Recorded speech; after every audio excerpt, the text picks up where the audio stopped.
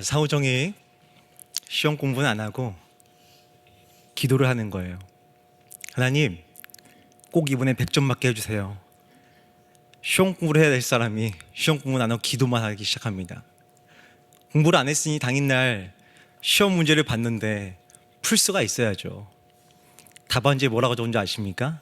이렇게 적었습니다. 하나님만이 다 이 답을 아시는 줄 믿습니다. 어떻게 됐을까요? 하나님은 100점, 사오정은 빵점인 거예요. 사랑하는 성도님들, 우리 인생의 삶에도 끊임없이 훈련들이 많이 필요합니다. 노력들이 많이 필요합니다.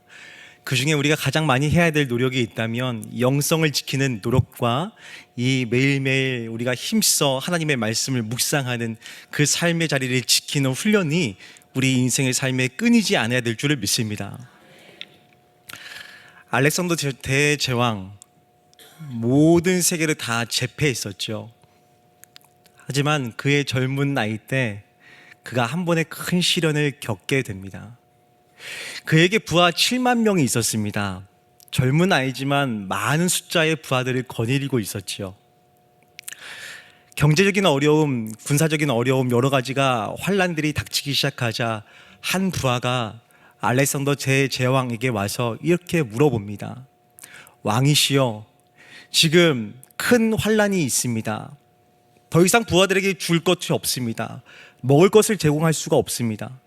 더욱이 가정에게 다 월급을 제공해 줘야 되는데, 그래야 가정이 먹고 살 것인데 우리가 그렇게 도와줄 수 있는 형편이 안 된대. 어떻게 하면 좋겠습니까? 라고 왕에 고합니다. 그러자 이 알렉산더 대제왕이 이렇게 이야기합니다. 그래? 그럼 황실에 있는 모든 것을 다 갖다 팔아서 우리 부하들에게 나누어 주어라. 그리고 월급도 갖다 주어라. 라고 명령합니다. 이 왕의 명령대로 이 부하는 모든 것을 다 갖다 팔았습니다. 왕실에 있는 금은보화부터 시작해서 땅이며 집이며 모든 전 재산을 다 갖다 팔아서 그 부하들에게 월급도 주고 먹고 살 수 있는 생계들을 다시 도와주었습니다. 얼마 후 시간이 지났습니다. 부하가 다시 찾아왔습니다.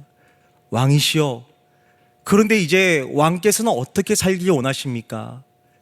이제 주머니에 아무것도 없으시고 가진 것도 진짜 아무것도 없으실 텐데 이제 어떻게 사시려 하십니까? 라고 부하가 물었습니다. 그러자 이 왕이 웃으면서 이렇게 얘기합니다. 당신의 눈에 봤을 때 내가 지금 아무것도 없는 것처럼 보이는가? 나에겐 아직도 희망이라는 재산이 있다네. 나는 아직도 지금 내 마음속에 정말 큰 꿈을 꾸고 있다네. 전 세계를 제패하고 전 세계를 건설할 그 큰 희망이 내 마음 가운데 재산으로 있는데 어찌 내가 모든 것을 다 잃었다고 말할 수 있는가? 라고 말하게 됩니다. 이 소식을 많은 부하들이 또한 전해 듣게 됩니다. 그리고 이 부하들이 3, 4, 5 함께 다 모여서 그가 왕이 주었던 월급을 다시 모아 왕에게 갖고 오며 이렇게 얘기합니다. 왕이시여, 저도 왕이 걸어놓은 그 희망의 재산에, 대제국을 건설할 그 희망의 재산에 저도 함께 동참하길 원합니다. 함께 하겠습니다. 그 마음으로 함께 하자 결국은 이 알렉산더 제왕이 정말 아름다운 대제국을 이룰 수 있는 위대한 사람이 되었다라는 것입니다. 사랑하는 성도님들, 우리의 삶에 지금 돈이 없으십니까? 건강이 없으십니까? 무언가가 없어서 매일매일 희망의 모든 것을 다 끊어놓고 인생의 삶을 살고 계십니까?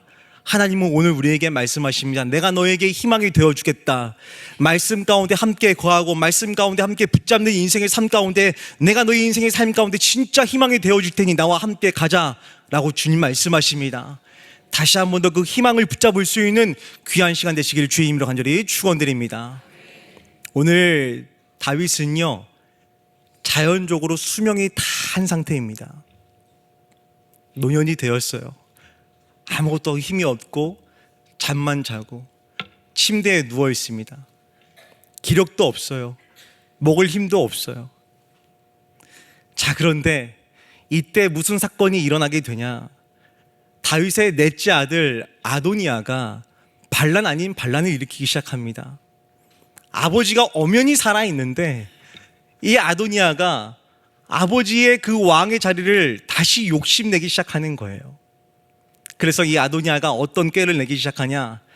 당시의 종교의 대제사장이었던 아비아달을 포섭하기 시작합니다.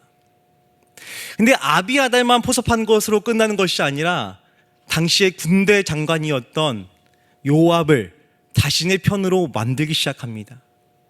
말로 얼마나 구슬렸는지 이 두 인물, 절대적인 힘을 갖고 있는 이 두 인물이 이 다윗의 아들 곁으로 함께 이렇게 마음이 하나가 되어져서 왕의 자리를 탐내기 시작합니다. 이 모든 사건은 다 아버지인 다윗은 모르고 있어요. 자, 그런데 이 소식만큼은 누가 알고 있느냐? 솔로몬과 밧세바는 알고 있습니다. 누구의 마음이 더 힘들까요? 지금 상황에서. 사실 엄연히 따지면 이 아도니아는요, 자연스럽게 왕이 될 수가 있었습니다. 왜 그러냐? 형들이 다 일찌감치 세상을 떠났기 때문에 이 아도니아는 가만히 있어도 사실은 왕의 자리에 머물 수 있었는데, 이 아도니아는 마음이 급한 거예요. 내가 어떻게든 아버지 돌아가시기 전에 그 왕의 자리에 딱 올라가서 많은 사람들이 나를 우러러보는 그 자리에 내가 서 있고 싶다. 그런 욕심으로 가득 찬, 그 욕망으로 가득 찬 그 모습을 그 삶의 자리에서 자연스럽게 다 표현하고 있습니다. 하지만 중요한 것은 무엇이냐? 이 아도니아가 성경 어디에도 하나님, 제가 이런 모습과 이런 언행과 이런 행동으로 제가 지금 삶을 살아가도 괜찮은 것입니까? 내가 왕이 되어도 괜찮은 것입니까? 라고 하나님께 묻고 있지 않다라고 있는 것입니다. 어떤 마음만, 어떤 행동만 하고 있습니까?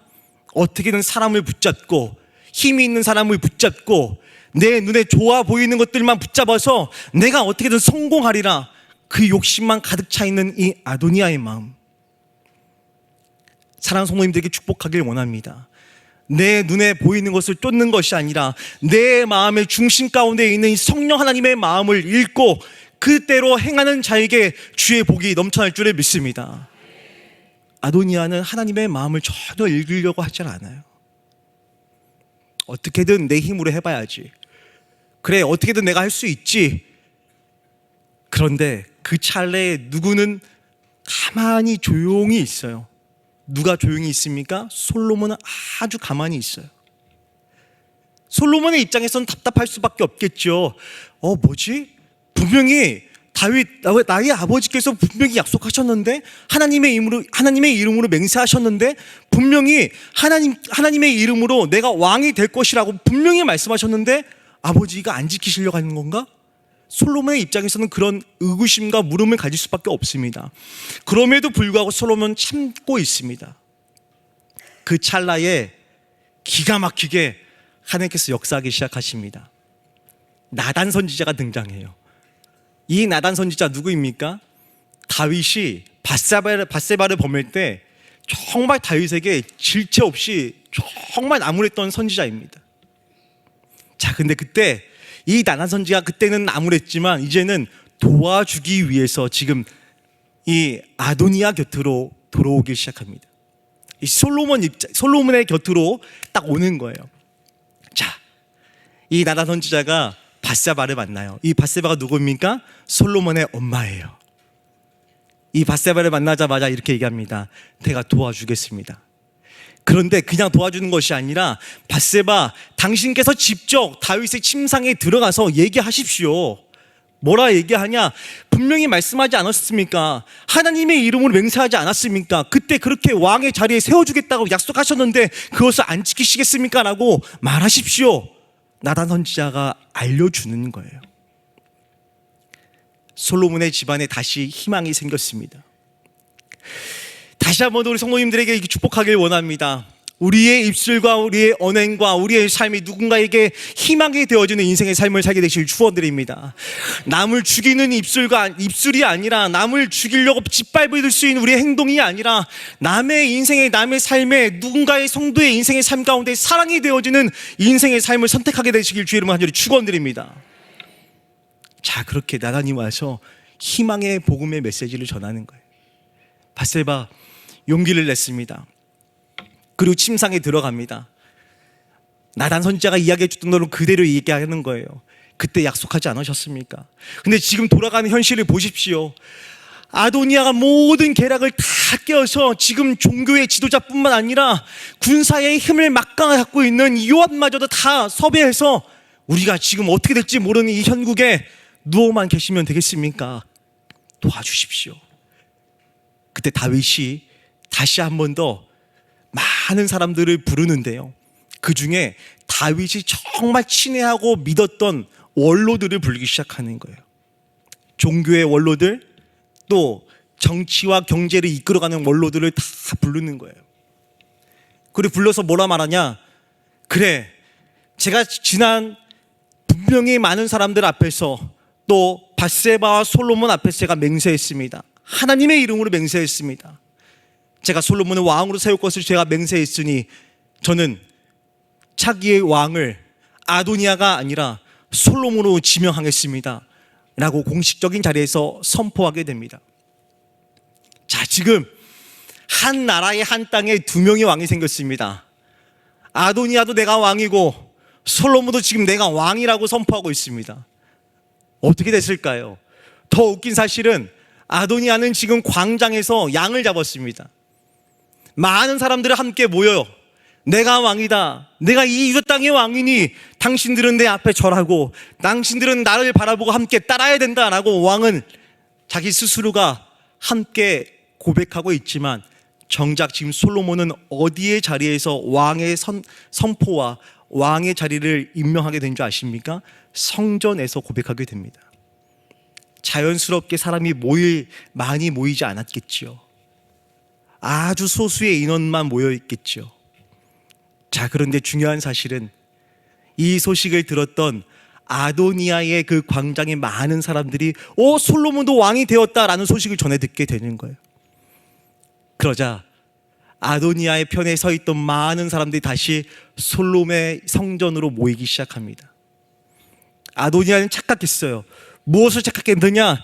힘 있는 사람의 인생의 삶을 함께 붙잡고 줄을 서면은 모든 것이 잘 되겠지라고 생각했습니다. 하지만 착각이었습니다. 사람이 계획하는 것은 다 하나님께서 길을 열어주지 않으면 망한 줄을 믿습니다. 열려주지 아니하고 주님께서 인도하셔야만, 하나님께서 붙잡아 주셔야만 그의 인생과 그의 삶이 살리는 인생의 삶을 살게 될 줄을 믿습니다. 아도니아는 착각하는 거예요. 아, 그래, 내가 이렇게 하면 되지. 이보다 더 좋은 계략은 없지. 이보다 더 좋은 전략은 없지. 착각했던 거예요. 사랑하는 성도님들, 많이 경제가 어렵습니다. 그래서 우리는 늘 언제나 쉬운 길을 더 선택하게 되고, 쉬운 길을 보고자 우리가 지금도 사실은 어떻게 보면은 마음에서 말씀과 세상을 놓고 갈팡질팡할 수도 있습니다. 앞에 있는 목사도 마찬가지입니다. 다 눈에 보여요. 아, 이렇게 살면 조금 더 편하게 살 수 있는데, 저도 역시도 늘 언제나 그것과 씨름하고 있습니다. 하지만 오늘 성경에서 주님 말씀하십니다. 의의 길을 걷기 원하느냐? 형통의 복을 받기 원하느냐? 나와 함께 가야 된다. 주님 말씀하십니다.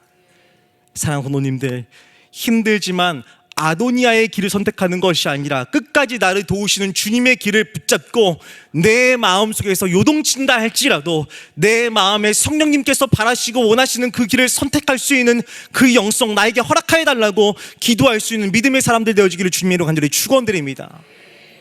자, 그렇게 아도니아 잘 될 것 같았지만 결국은 그의 인생 망하는 길로 들어서기 시작합니다. 솔로몬이 왕이 되었습니다. 아버지가 불렀습니다. 솔로몬아, 내가 너에게 부탁이 있단다. 아버지가 이제 갓 20살 된 그 솔로몬을 이름을 부르면서 내가 그런데 너에게 있어서 정말 당부할 그런 말이 있는데 꼭 들어줬으면 좋겠다.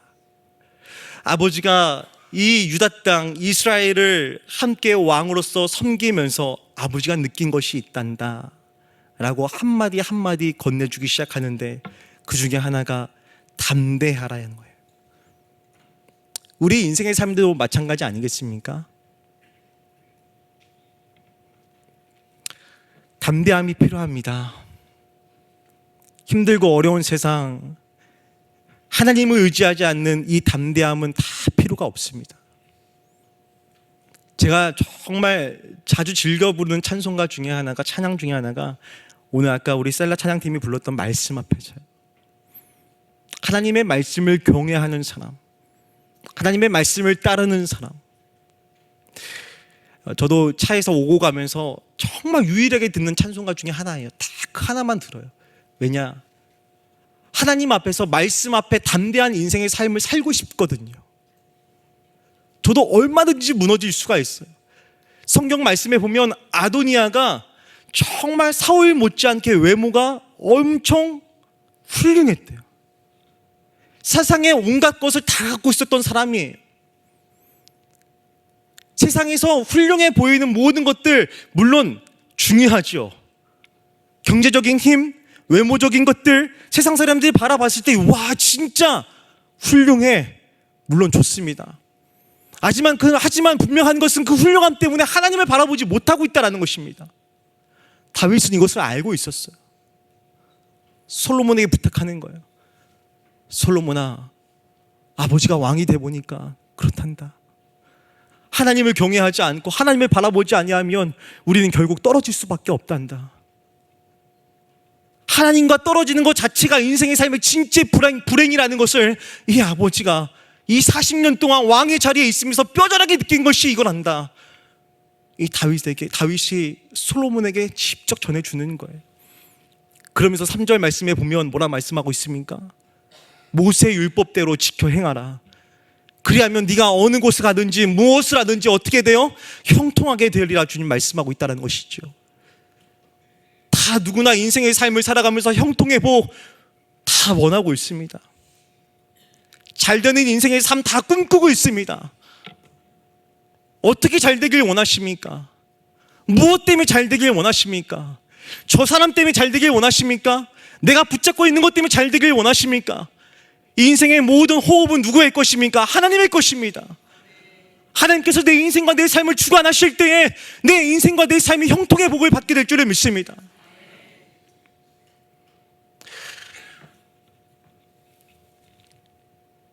이 말씀을 준비하면서 참 마음이 힘들었어요. 이 말씀대로 살지 못하는데 이 말씀을 전해야 될까? 너무 괴로운 거예요, 제가. 너는 어떤 형통의 복을 받기 원하느냐? 자꾸 물으시는 거예요, 저에게. 너도 똑같지 않았어? 아도니아처럼? 인생의 삶에 있어서 저 사람 붙잡고 누군가를 붙잡고 하면 잘 될 거 너도 알고 있잖아 라고 말씀하시는 성령님의 마음이 제가 너무 제 마음을 찔리게 하고 너무 불편하게 저를 만드시는 거예요.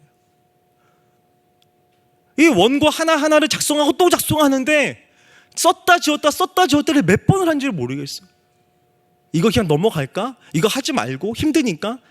내가 이렇게 살지 못하는데 그냥 넘어갈까? 이거 패스할까? 그냥 좋은 얘기만 할까? 제 안에도 끊임없는 갈등. 사랑 성도님들 어떠십니까? 다 누구나 형통의 복을 받기 위해서 오늘 우리는 지금도 열심히 땀을 흘리고 수고하고 있습니다. 사랑한 남편들이 직장에 나가서 수고하고 있습니다.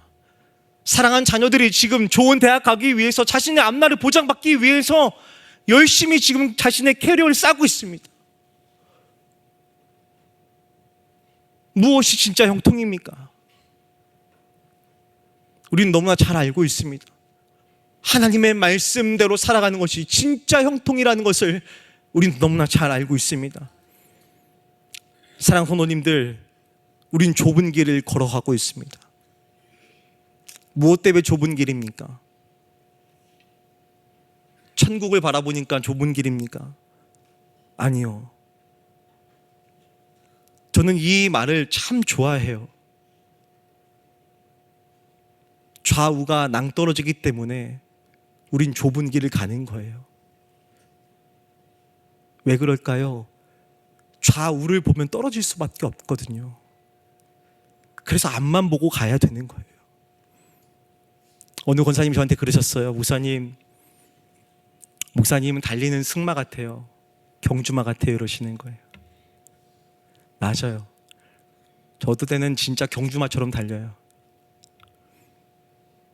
근데 그 순간 주님께서 저에게 깨닫게 해주실 때가 있었어요. 승교야, 성공을 위해서 달려가고 있느냐 물으시더라고요. 목회의 성공을 위해서 달려가고 있느냐라고 물으시더라고요. 근데 하나님께서 저에게 그 마음을 주실 때 깨닫게 해주시는 마음이어서 오늘 이 자리에 저희 아내도 함께하고 있지만 잘 알죠, 저를. 제가 어떻게 살아왔고 어떻게 가고 있는지를. 사랑하는 성도님들, 우리 인생의 삶에 지금 내 마음에 깨닫게 하시는 바가 있으십니까? 그 깨닫게 하시는 바를 다시 한 번 더 마음에 붙잡고 마음에 새기고 하나님 말씀 앞에 꿇어 엎드리는 하나님의 사람 되어지기를 주님의 한절로 축원드립니다. 솔로몬은 기다리고 있었어요. 그래, 내가 지금 참 유태롭지. 그래, 맞아, 내가 왕이 안 될 수도 있겠지. 그런데 그 자리에 누가 도와줍니까? 결국은 많은 사람들이 함께 도와주기 시작합니다. 설교 말씀을 정리하겠습니다. 우리는 참 많은 어려움과 환난을 지금 극복하고 이겨내고 있습니다. 그래서 극복하는 과정들 속에 우리는 자꾸 잔꾀를 내기 시작합니다. 보여주는 것을 쫓아가게 됩니다. 내 옆에 있는 잘난 사람들을 바라보면서 그 잘난 사람들이 뒷공무니를 쫓아갈 때도 있습니다. 사람을 붙잡을 때도 있습니다. 아니요, 사람은 다 쪼개지게 되어 있습니다. 모든 것을 완벽하게 다스리시고 완벽하게 건설하시고 완벽하게 만들어 가시는 분은 오직 하나님밖에 없습니다. 그래서 우리가 해야 할 것은 끝까지 하나님의 그 말씀 앞에 내가 꿇어 엎드려 하나님, 진짜 하나님의 말씀을 주야로 묵상하며 하나님, 내가 주님의 말씀이라면 내가 가고 서겠습니다. 하나님의 말씀이라면 하나님, 내가 끊임없이 정말 내 목숨을 다하여서라까지 순종하는 내 삶의 자세를 보이겠습니다. 그 마음으로 인생의 삶을 결단하고 살아가는 백성들에게, 자녀들에게 오늘 주님은 분명히 약속하십니다. 내가 너희의 인생의 삶에 형통의 복을 주겠다, 주님 말씀하십니다. 이 형통의 복은 과거에 있었던 형통의 복이 아닙니다. 현재에 임할, 우리들의 인생의 삶에 임할 형통의 복인 줄 믿습니다.